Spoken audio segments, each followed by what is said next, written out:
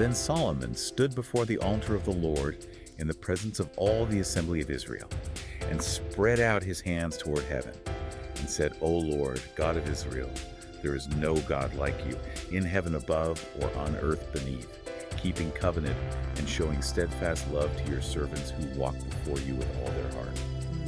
Powerful words, right? Yeah, definitely. For a king known for wisdom, he certainly knew how to speak. And that quote, it kind of sets the stage for our deep dive today. Welcome back to By the Pages. Glad to have you back with us. Today we're going to be taking a deep dive into the books of 1 and 2 Kings.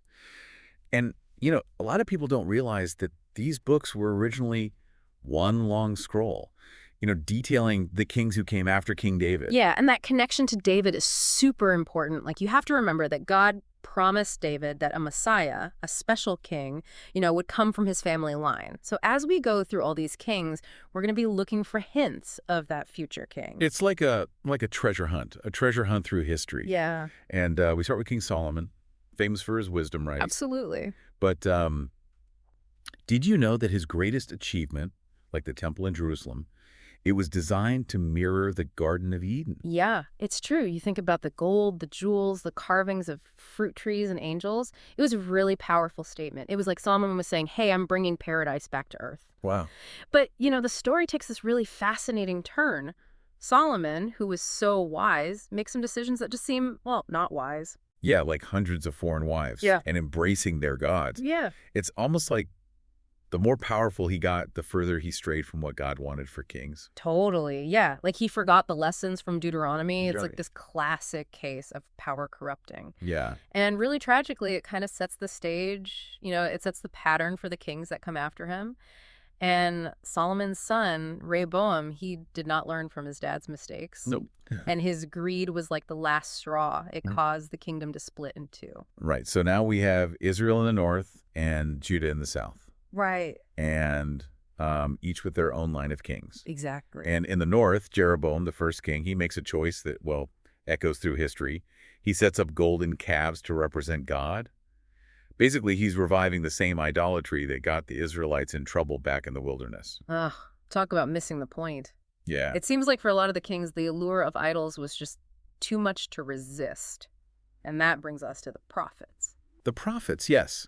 Figures like Elijah and Elisha, they come onto the scene. Right. They're like God's spokespeople, totally fearless, calling out the kings on their bad behavior, reminding them and us who is really in charge. Totally. And Elijah, wow, talk about dramatic entrances. I mean, his showdown with the prophets of Baal on Mount Carmel, that's legendary. Imagine hundreds of prophets praying to their God, but only the God of Israel answers. Wow. Sending fire from heaven. Talk about a mic drop moment. Yeah. But even that didn't faze King Ahab, huh?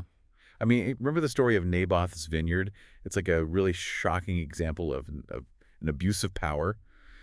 Ahab wants this guy's vineyard, and when Naboth refuses to sell, Ahab throws a tantrum. Yeah. And Ahab's wife, Jezebel, she's not winning any popularity contests. Yep. She comes up with this scheme to have Naboth falsely accused and stoned to death. Wow. It's a stark reminder that power in the wrong hands can be really, really bad. It can lead to terrible injustice. Yeah. And Elijah, always the prophet, confronts Ahab, predicts his downfall, and sets off this chain of events that ultimately lead to the destruction of the northern kingdom. It's almost like watching a slow-motion train wreck. King after king in the north just makes terrible choices. Yeah. Ignoring God's laws, and the kingdom just spirals downwards. It's a sad cycle. Every king just seems to repeat the mistakes of the one before him. It's like you can feel the author of Kings just shaking his head like, why don't they ever learn? Right. Yeah. And then eventually the bill comes due. The Assyrian Empire, a huge power back then, comes in, conquers the northern kingdom, and the Israelites are just scattered, their land's lost. It's just a really tragic ending to what could have been a glorious story.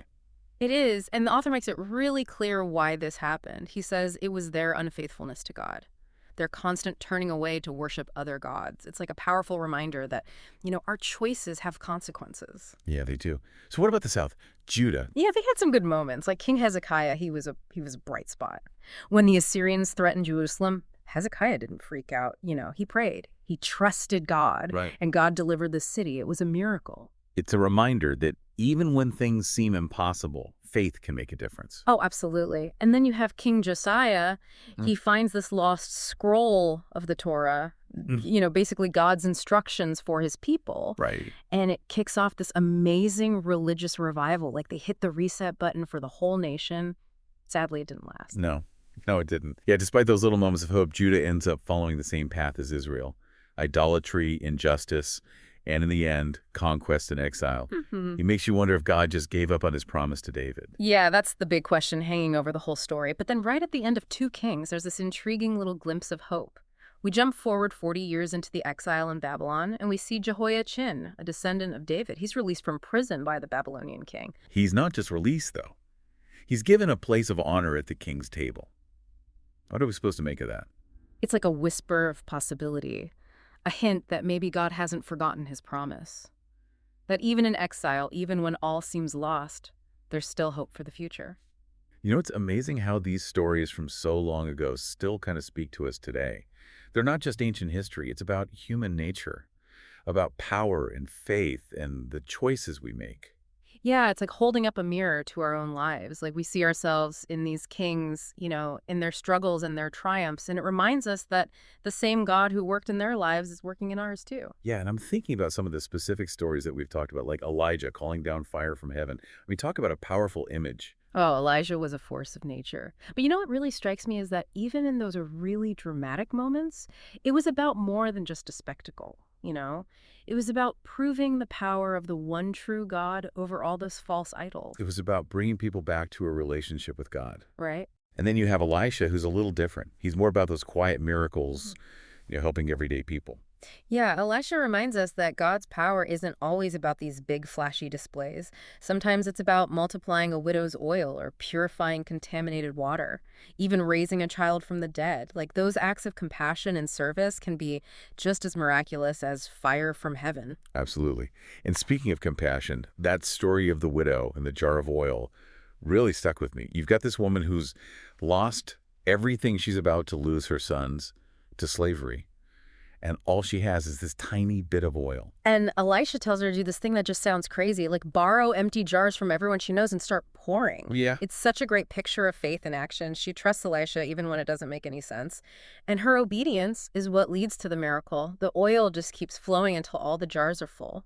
It's a powerful reminder that sometimes we need to step out in faith, even when we don't get it. We need to trust that God will provide even when things are really bad. And it's not just about getting what we need, like materially. It's about experiencing God's faithfulness, his love and provision, even when we're struggling. Yeah. So as we wrap up this deep dive into 1 and 2 Kings, what are some key takeaways for our listeners? Why should they care about these stories? Well, I think these books challenge us to really look at our own lives.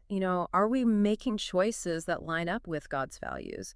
Are we seeking his guidance in our leadership and our relationships, even in our everyday choices? Yeah, they remind us that we all have a choice to make. Are we going to follow the path of faithfulness?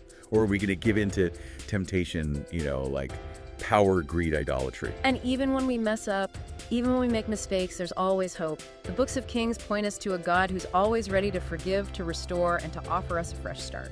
So if you enjoyed this journey through 1 and 2 Kings, be sure to like, share, and subscribe to By the Pages for more deep dives into the Bible. Thanks for joining us.